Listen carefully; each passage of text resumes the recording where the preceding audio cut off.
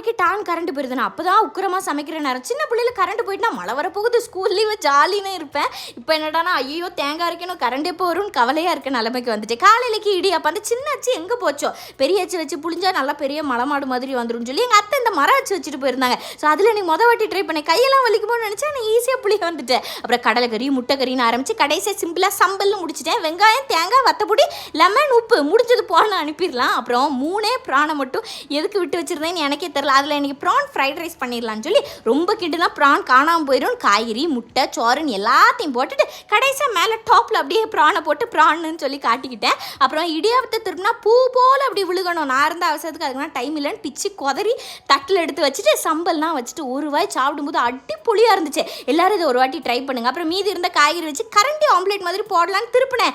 அது வசமாகவே இல்லை. அதனால சும்மா கிண்டி பாக்ஸில் அடைச்சி எடுத்து போட்டு டப்பு டிப்புன்னு ஒரு டிரான்ஸ்ஃபார்மேஷன் போட்டு ஓட்டேன்.